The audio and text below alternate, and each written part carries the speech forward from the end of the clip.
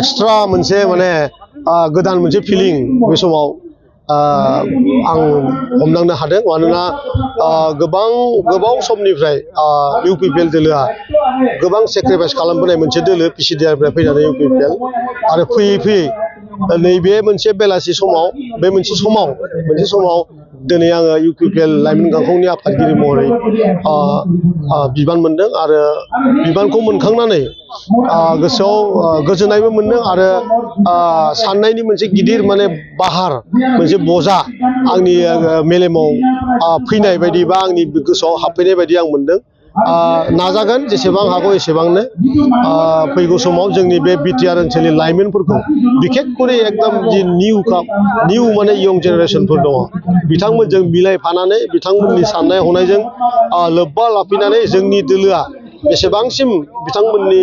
बिथांमोनजों समाय स्पेन्ड खालामनो हायो आरो दैदेनलांनो हायो बे खामानिखौ आं मावनो सेस्था खालामगोन खाथियाव जोंनि बिधान सभा इलेक्सन दङ आरो आं एसे आगोलाव बुंनाय बायदिनो जे लाइमोना जिहेतु जोबोद माने गोहोगोरा मोनसे माने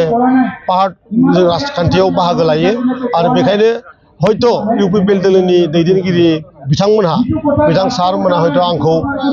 फैगौ बिधान सभा इलेक्सनल' नङा फैगौ समावहालागै इउपिपिएलखौ स्ट्रं खालामनायाव गोबां आंनिफ्राय मिजिं खालामदों आरो आंबो